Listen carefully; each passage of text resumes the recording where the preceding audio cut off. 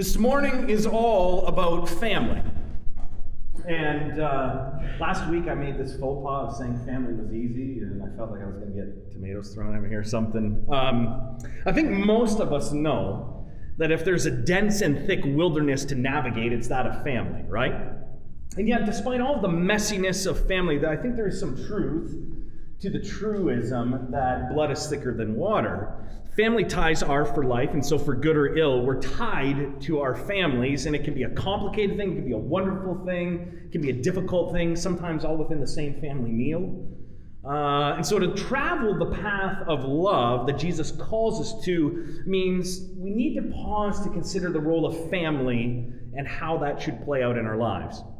So what I want to do this morning is I want to sort of unfold things in 4 chapters. I want to start with a cultural understanding of family, Jesus' understanding of family, evolutionary psychology's understanding of family, and then we'll make some implications for this. So let's jump right in. How does understand culture? I don't know about other parents in the room, but I have to confess I find myself completely overwhelmed most days with parenting culture. Despite having 3 kids, I still feel like I'm looking from the outside in, like I don't really belong. Like, I don't know about you, but growing up for me, there was 2 styles of parents. That's it. There was strict parents and lenient parents. That was it. 2 styles. Today, there are more parenting styles and techniques than there are flavors of ice cream. And for me, it's all incredibly confusing. Should I be a free-range parent? An attachment parent? Should I co-sleep? Should I not co-sleep? It's just overwhelming for me. And the worst part is, at my local park, which is just down the street from where I am, it's like the epicenter of all things family. Inevitably, conversations come up about parenting techniques. And people always ask, well, what's your technique? What's your style? And I never know how to answer. What I've started saying is I practice survival parenting. People are like, oh, I've never heard of them. That's new. It's out of Germany. It's pretty cutting edge. My style is survival. Just last week, we were visiting my parents, and my mom made some cookies, and so I was bringing them home. I had the kids in the back seat. We got stuck in a traffic jam, and we're sitting there, and I can just tell, right, like the time is ticking down before these kids implode. We sat on the highway for an hour, and we know so much today about how bad sugar is for you. And the good parent in me is thinking, don't give them, they've already had like a couple cookies, don't give them any more. And sure enough, they start imploding, screaming in the back. And my survival parenting instinct comes in, and I just start shoving cookies in their mouth, right? What can I do to stay alive? Cookies. Or this week, I was in the grocery store, and my wife, for our kids' breakfast, she always likes to make them like super healthy smoothies and stuff, yogurt, fruit, good stuff. I'm in the supermarket. I go down the cereal aisle, and I see that box of Cheerios, is offering you get a free movie pass if you buy a box of Cheerios. And so survival parenting kicks in. I think, of course, I need to go to a movie. So that's what the kids have been having for breakfast this week. I try to do my best, but most weeks I feel like I'm just sort of treading water. I'm just trying to survive most days. I feel totally inept about what it means to be a parent, which is unfortunate because the stakes have never felt higher for parents today. I mean, along with the multiplicity of parenting styles these days, magazines, newspapers, university publications are all warning us about the stress of focusing on parenting techniques on both children and parents. Psychotherapist Lori Gottlieb, a recent article in the Atlantic magazine called Trophy Children, she cautioned that well-meaning parents are ruining their children, which for all well-meaning parents out there is a little bit frightening. Or the author Bill, I don't never know how to say his last name, Dershowitz, writing in his book, The Excellent Sheep, he claims that parents' fear of failure has resulted in endless advice blogs, social media, a complete overload of information that has resulted in what he calls a parenting culture of fear and paranoia. If we don't smother our kids, intervene for them, do everything we can for them, they're going to fail, which is going to be a reflection of my own failure. On the other hand, we have some people sort of going, oh, I don't want to intervene at all because it might mess them up. I don't want to intervene at all because it might make them fail, which will be a reflection of my own failure. Dershowitz claims parents today are paranoid and afraid of failing at parenting itself. And the interesting thing is this: where you are scared to fail is where you will invest most of your time, money, energy, and resources. But how did we get here? Some experts are pointing to the advent of the internet, technology, things like cell phones. One writer called the cell phone the world's longest umbilical cord, because parents are able to constantly keep in touch with their children. But in my mind, I think it goes back much further than that. It goes all the way back, in my mind, to Mr. Freud. Freud, of course, his theories, they gained widespread fame and notoriety in the 1920s, but mostly it was in intellectual, artistic communities. Freudian theory really didn't hit the mainstream pop culture until the decades following World War II. And what we learned from Freud and what he had to say about childhood and family was downright frightening. For Freud, the secret of who we are today is found in the past, in the early experiences of family and childhood. And what Freud's analysis did in the popular mind, what it revealed to us is just how screwed up kids can get in their early years, right?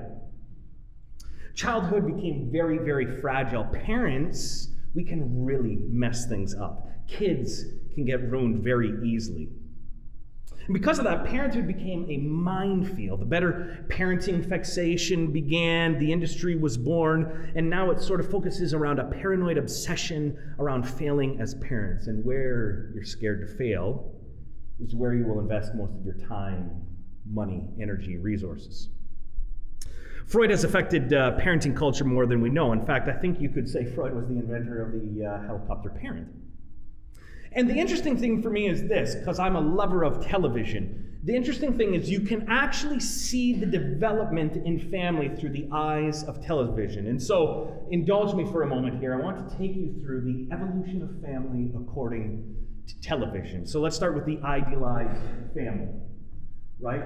Many of us grew up on some of these shows, the Waltons, the Brady Bunch, Little House on the Prairie, Cosby Show, Full House, Leave It to Beaver. Home Improvement was basically the final television show that sort of prized the idealized family. It lasted into the 90s.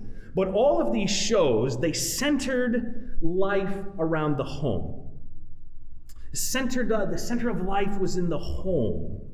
And so what we sort of saw through these shows was that the nuclear family is portrayed as good, it's healthy, it's safe. Family life in these shows, though far from reality, right, were idealized as stable and overwhelmingly positive.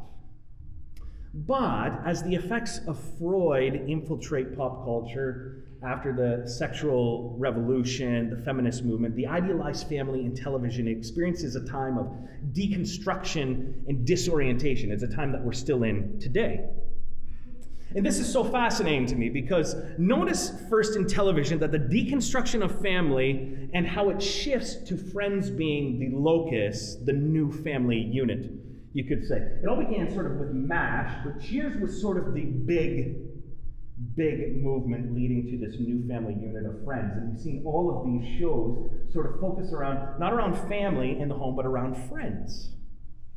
And all of these shows sort of located the center of life around friendships. Now, the interesting thing to me is this.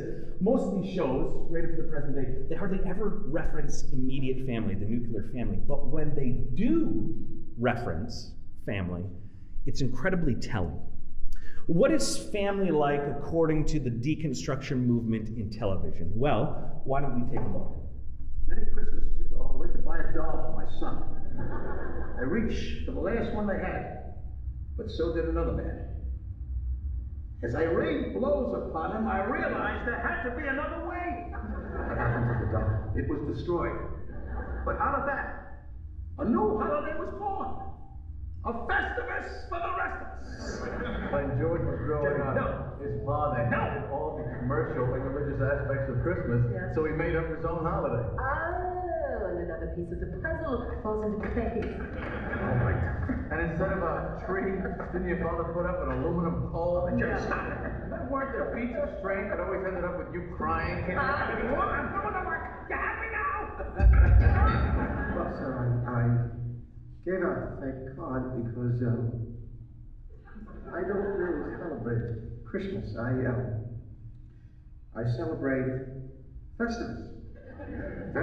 Festivus. And I was afraid that I would be persecuted for my beliefs.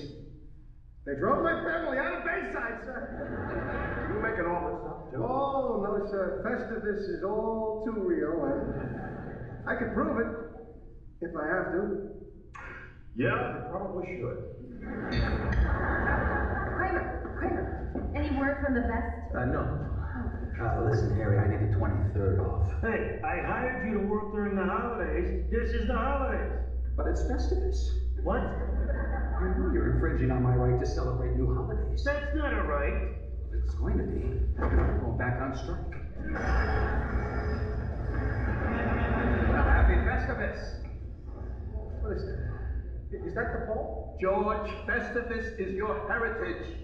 It's part of who you are. That's why I hate It's a big dinner Tuesday night at Frank's house. Everyone's invited. Welcome, newcomers. The tradition of Festivus begins with the airing of grievances. I got a lot of problems with you people. Now, you're gonna hear about it. And now, as Festivus rolls on, we come to the feats of strength. Not the feats of strength. This year, the honor goes to Mr. Craig. Oh, gee, Frank, I'm sorry. I gotta go. I have to work a double shift at H&H. I thought you were on strike. Yeah, well, I caved. I mean, I really had to use their bathroom. Frank, no offense, but this holiday's a little... Ow. You can't go. Who's gonna do the feats of strength? How about George? Good thinking, Cougar. Until you pin me, George, Festivus is not over. Please, someone stop this. Let's rumble! Take him, Georgie. Come on, be sensible. Stop crying and fight your pop. This is the best Festivus ever! But that's the greatest show ever. Oh, I love Festivus, and we can start warming up for Festivus. It's coming upon us. All of these shows that sort of deconstruct family and locate them, sort of the new family around friends. Whenever they portray family, they portray them as neurotic, as a unit that has messed us up entirely, as the source of many of our problems. Our families are neurotic, and they've made us neurotic. This was the message, it continues to be the message of the deconstructed family in television. Now, the same time this is occurring from the 90s to present day, there's also a disorientation movement happening. It starts with Married with Children. Now, remember all of the television shows in the idealized family, how they portrayed nuclear family as good. Married with Children comes on the scene. What is the message of Married with Children? Married life, family life, is a living hell. And the whole show is simply about a family trying to make it through the absolute worst that family has to offer. Or then you have Roseanne. Instead of an idealized family, you have a working class family, and it's very crude and it's very rude, and it showcases family life sort of more to how it is. So of course you have The Simpsons or Everybody Loves Raymond. If you've never known anything about Freudian theory, you watch Everybody Loves Raymond, because it's about as Freudian as it gets. It's a dysfunctional family with extended family, right? Or The Simpsons, Arrested Development. And what we've seen lately is the idea of family become very, very dark. And all the shows on the bottom, Dexter, Sopranos, Breaking Bad, Game of Thrones, it focuses around family, but it's very, very dark. You can love your immediate family and still be a psychopath, right? And the interesting thing to me is this: it should come as no surprise to us that there's a parenting culture of fear and paranoia when the last 30 years on television have only given us deconstruction of family, disorientation with family.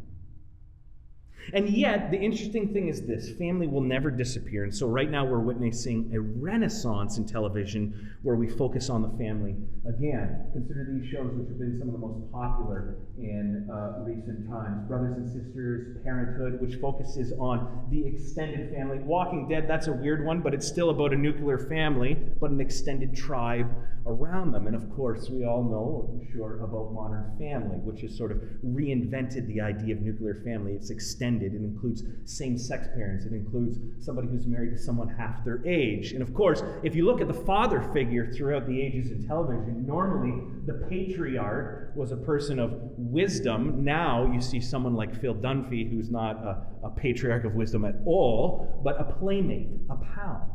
The family continues on, but looks very, very different. And into all of this mix, we find an odd culture. A culture of fear and paranoia. And the interesting thing is this hysteria has made its way into the church as well. It's fascinating to me that churches pride themselves on family values. Churches like to refer to themselves as, we are a family church for families. We offer family programming. And the interesting thing to me is this: churches then spend most of their time, energy, resources, money on families. Which is all a little odd, because when you examine Jesus' thinking on family, what you find is something both remarkable and disturbing. Let me trace for you Jesus' evolution of thought on family. Early in his career, it begins this way. Doing some teaching, Sermon on the Mount. If you love those who love you, what reward will you get? Are not even the tax collectors doing that? And if you greet only your own people, what are you doing more than others? Do not even pagans do that. There's a shift here away from loving just those we love. But then it starts to get more interesting. While Jesus was still talking to the crowd, his mother and brothers stood outside wanting to speak to him. Someone told him, "Your mother and brothers are standing outside wanting to speak to you." He replied to them, "Who is my mother? Who are my brothers?" Pointing to his disciples, he said, "Here are my mother and my brothers. For whoever does the will of my Father in heaven is my brother and sister and mother." Jesus seems to be turning his back on the nuclear family unit. And then, of course, remember from last week, we have the feeding of the 5,000, that big deal, and then things get even more intense from Jesus. Here's what happens in Luke chapter 9. As they're walking along the road, a man said to him, "I will follow you wherever you go." And Jesus replied, "Foxes have dens and birds have nests, but the Son of Man has no place to lay his head." He said to another man, "Follow me." But he replied, "Lord, first let me go and bury my father." Jesus said to him, "Let the dead bury their own dead. You go and proclaim the kingdom of God." Still another said, "I'll follow you, Lord, but first let me go back and say goodbye to my family." Jesus replied, "No one who puts a hand to the plow and looks back is fit for service in the kingdom of God." This seems incredibly harsh to me. Really? You can't go and bury your father? You can't even say goodbye to your family? Jesus seems to be turning his back completely on the idea of family, and then he puts the nail in the coffin here in Luke 14. Large crowds were traveling with Jesus, and turning to them, he said, "If anyone comes to me and does not hate father and mother, wife and children, brothers and sisters, yes, even their own life, such a person cannot be my disciple. And whoever does not carry the cross and follow me cannot be my disciple." This seems incredibly harsh, a bit much. I mean, as the father of three, who has a great relationship with my kids at this point, with my wife, my extended family, my siblings, I read these passages of Jesus and I'm just left puzzled. Like, what the heck am I supposed to do with that? I mean, Jesus seems to have a serious hate on for family. And I don't get it. Are there ever times where you read Jesus? I know for me, reading these passages, I read them and I'm like, I just don't get you, Jesus. You drive me nuts sometimes. With all your great teaching about love, there are teachings like this that I go, this makes little sense to me. How do we make sense of what Jesus is saying? Well, maybe evolutionary psychology can help us understand a little. You see, one of the questions, one of the questions that evolutionary psychology is trying to understand right now is why human beings cooperate with one another, why we ever perform any altruistic acts or deeds. I mean, it's a big question in evolution, right? Because how do seemingly unselfish behaviors emerge from this selfish Darwin mechanism of natural selection? And of course, this field provides a very fascinating answer. Some guy named W.D. Hamilton, he came up with a theory called inclusive fitness. And he came up with this idea by studying social insects. Social insects like ants and termites, they've been a bit of a puzzle in the evolutionary field because worker ants, which make up the majority of the colony, they're born sterile. They never reproduce. They never pass on their genes. And yet they remain committed to the colony. And this is puzzling on two counts. First, if sterile ants never produce, what is the motivation to work for the colony? And second, if worker insects never reproduce, how exactly do worker insects survive? It would seem that sterile worker ants or termites would die very quickly, yet there they are. Why? And the answer is this. All insects are siblings. In colonies, all worker insects are brothers or sisters. And so this finding prompted this guy, Hamilton, to propose this idea of inclusive fitness. And basically the idea is this. Copies of my genes don't just reside in my own body. Copies of my genes are spread out among my relatives. For example, if I have a certain gene, gene X, there's a 50% chance that my brothers, I've got 3 of them, my brothers will have that same gene. And what this means in insect colonies is this. I might die, but as long as I work for my family and the well-being of the colony, as long as I do what I can to help the queen ant survive, my genes will survive and thrive and be passed on. This is evolutionary kin selection. And the implications for me are really easy to understand. It's this. The degree to which I'm willing to cooperate with an individual is directly correlated to the degree we are genetically related. This here is the reason evolutionary psychologists would say you keep showing up at Thanksgiving dinner and Christmas dinner year after year, even if you don't have a great relationship with your family. You are related, and it's in your best interest, genetically speaking, to try to cooperate with your family. In evolutionary psychology terms, the reason we don't give up on family, the reason we work so hard at family is because families carry our genes, and working cooperatively means there's a better chance my genes will survive into the future. Then, like I said last week, I'm not trying to convince you of the truth of this. Make of this what you will. But if this is true, then maybe Jesus' position on family starts to make sense. Because you see, genetically speaking, family is selfish. Think about it.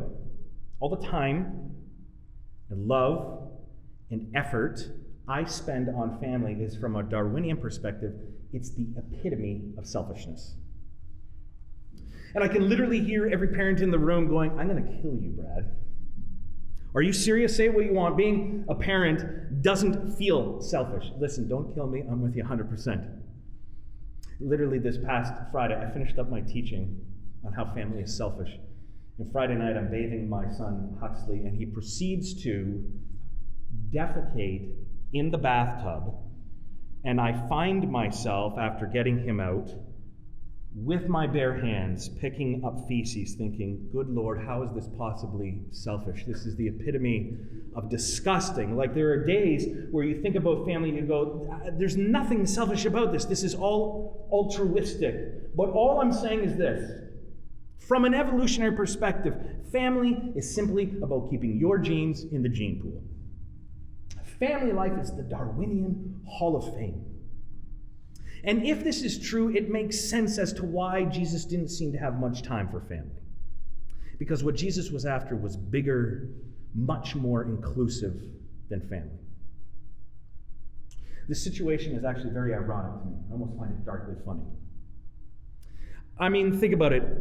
A lot of times, the people who are so upset about evolution, and evolution being taught in schools, are the very same people who scream about family values, which is the center of evolutionary thought. Doesn't this strike you as odd? Down with evolution, but we're for family values. It's like an electrician saying that electrons don't exist.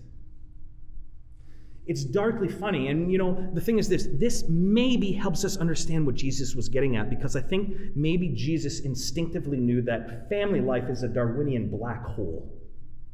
Sucks up most of our time, our resources, our energy. I think Jesus knew, because we're so scared to mess up our families, we end up investing all of our time and energy, resources there. But as Jesus said, what credit is it to you if you only greet your brothers and sisters? Exactly. What credit is it to me or you if the only thing we care about and invest our time in is our families? None. What credit is it to NEXUS as a church community if the only place we spend our time and money and resources is on families? None. Family life isn't a moral demonstration. It's not taking the moral high road. If you believe it, it's a Darwinian drive and a fear-based cultural drive.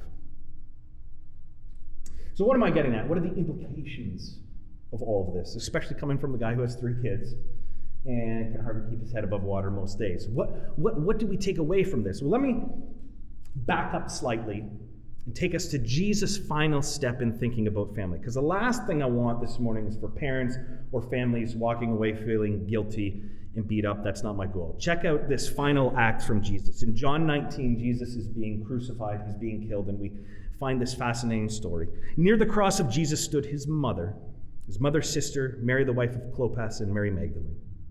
When Jesus saw his mother there, and the disciple whom he loved standing nearby, he said to her, "Woman, here is your son." And to the disciple, "Here is your mother." From that time on, this disciple took her into his home. I find this story incredibly powerful. There's some odd questions, though. Why does Jesus call his mother woman? I did some research on that because it seems a little odd to me. It seems a little impersonal.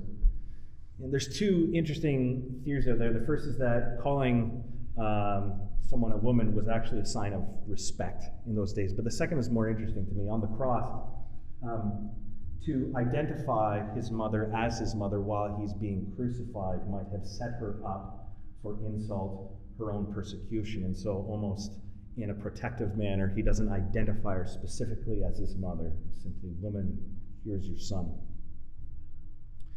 I find this incredibly touching. It's a poignant reminder that it is a high and sacred calling to care for our families. It's a holy calling. It's something that's totally beautiful, and so never for a second should we feel guilty about caring for family, spending time with our siblings or our children or our parents. But, what we all would do well to remember is that love of family is not the center of God's kingdom. And love of family is not the highest form of love. Jesus has in mind a different kind of family altogether. His focus is on what the Greeks call xenia, which is love of the stranger, love of the outsider, practicing hospitality and inclusiveness along with love of family. In creating a kingdom, a new community, a new family, one of the things Jesus seems to be keenly aware of is the potential that biological family, the nuclear and extended family, it can get in the way. And it makes sense, because when the thing you're scared of is to fail at parenting or family life, you will invest all of your time, energy, resources there.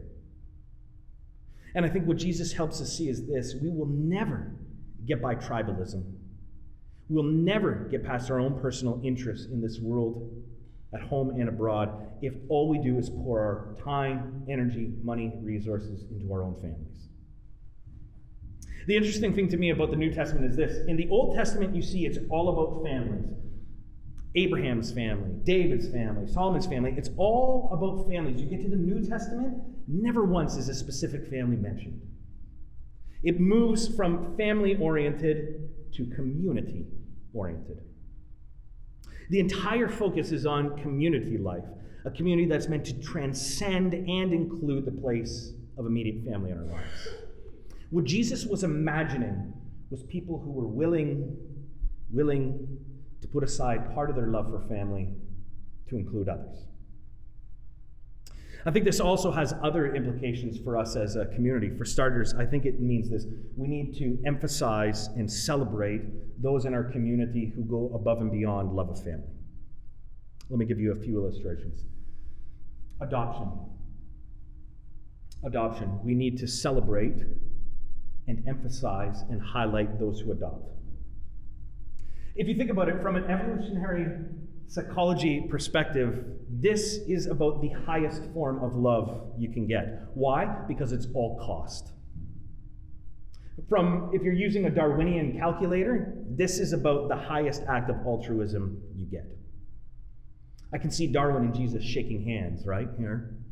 So we're saying in agreement that this is the highest form of love because there's nothing in it for you from an evolutionary perspective. And you know, there are some in our community, I don't want to point anyone out, but there are some in our community who have chosen to adopt, and I want to say to you this morning, thank you. Thank you.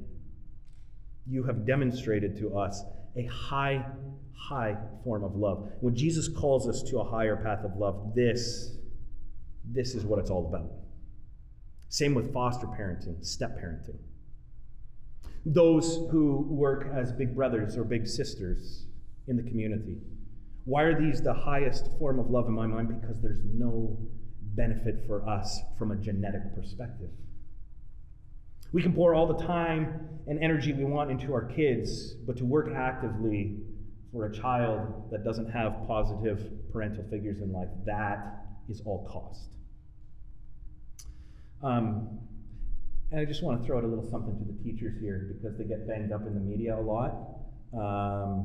Everyone seems to think they're really selfish, and this is selfish on my part because my wife's a teacher. But I want to throw out something to our teachers here because you're on the front lines and you are working for all of our children, helping educate them, and I want to say thank you to our teachers as well. Or those who volunteer in NEXUS Kids.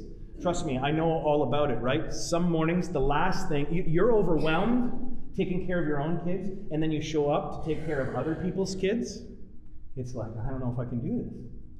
And that's what community life is all about. Especially those of you here who don't have kids in NEXUS Kids and still spend your time in NEXUS Kids. Thank you, because you're showing us what this new family of God, this new community looks like. What about caring for impoverished children at home and abroad? Our First Nations, our Inuit communities. Right in our backyard, we have impoverished children, impoverished families, and there's nothing in it for us. And yet to focus on something like that is a high form of love. Or think about what someone like Glenn is doing in Uganda with One for Another, providing surgeries for children in need.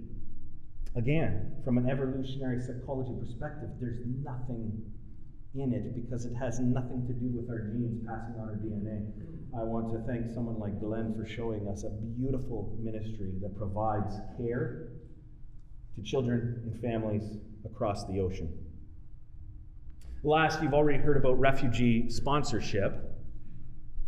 I think the telltale sign, the health of our community, what will make this community vibrant and great, is not how good NEXUS Kids is, or what kind of programs we have for families here. I think the telltale sign of health in a community like ours is, are we willing to put our time, our energy, resources to helping families in war-torn countries come here, find a life here, because there's nothing in it for us. When we provide stuff for our kids, it's great, but it's for us. Are we willing to put some of that time, love, care into a family that could really use it? I got to tell you, this teaching this week, putting it together, was incredibly difficult for me because since being a parent, I have experienced an intensity of love I never knew was even possible. I have realized, having kids, of a real dark side that is in me. I would commit unspeakable horrors for my children. Last week at the park, this 8-year-old kid knocked over Huxley and then was dragging him around by his head. And like Frank Costanza in my head, I was like, I'm gonna rain blows down upon this. It's an 8-year-old kid, and yet in my head I was like, I could physically harm this other child because they're infringing on my family. I've realized, could I, this might be getting a little weird in my head, could I murder? I used to think probably not. Now, not a question. I could take a life, no question, if it involved family. The thing is this: I've known through family life an intensity of love that I've never experienced, but the thing I keep hearing Jesus whisper over my shoulder is this: imagine you had that kind of love for children and families that weren't your own, Brad, because if you did, you might know what it looks like to have heaven on earth. And my push here for us at Nexus is that we would start downplaying family values and maybe push a little harder for Jesus' actual values, where every child, every family of the world is treated as our own. I want to close this morning with the Eucharist communion.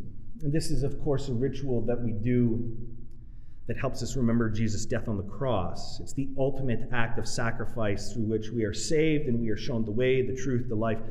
What Scripture teaches us is that through Jesus' death and resurrection, God was making a new humanity. God was making a new family, a family wider and deeper than any family or tribal affiliation that we've ever known.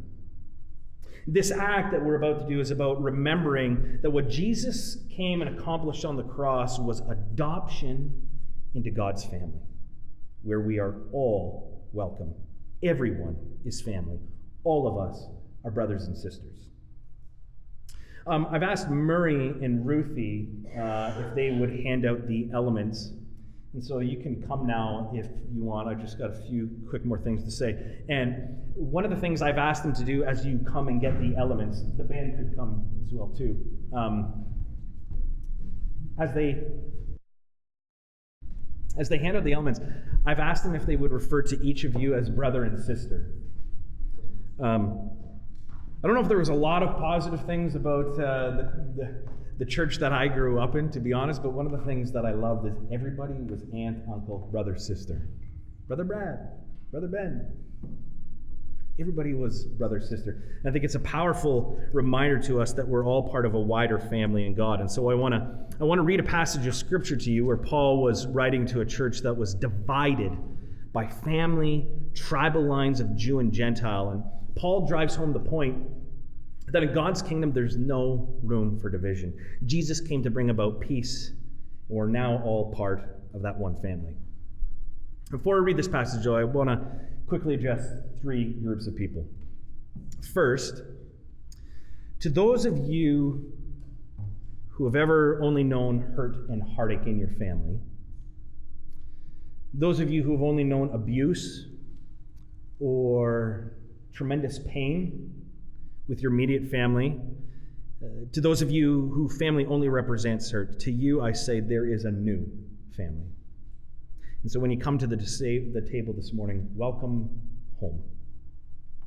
I trust that God in this church can, in some small way, be to you what your family is not. Second, to those of you in families and you find yourself tired and exhausted and you're unable to give anything outside of that, please know that this table, this community, is a place of grace. We stand with you in your weariness. We understand your struggle. And so this morning, just know that this is a place of grace. If nothing more, may this simply be a reminder to you that you belong to part of a bigger family, and you are always welcome here. And finally, to the rest of us, to all of us, may you know the grace that this table offers as well. But may we be reminded there are still so many people who need a community, who need a family. May we look beyond our own familial needs and extend the love and grace God has given to us to others. May this community be an open door where everyone's welcomed, everyone's part of the family. And so in Ephesians 2, Paul writes this: "For he," referring to Jesus, "he himself is our peace, who has made the two groups one, has destroyed the barrier, the dividing wall of hostility, by setting aside in his flesh the law with its commands and regulations. His purpose was to create in himself one new humanity out of the two, thus making peace, and in one body to reconcile both of them to God through the cross, by which he put to death their hostility. He came and preached peace to those who are far away and peace to those who are near. For through him we both have access to the Father by one Spirit. Consequently, you are no longer foreigners and strangers, but fellow citizens with God's people and also members of his household. Won't you come and receive the elements of Eucharist?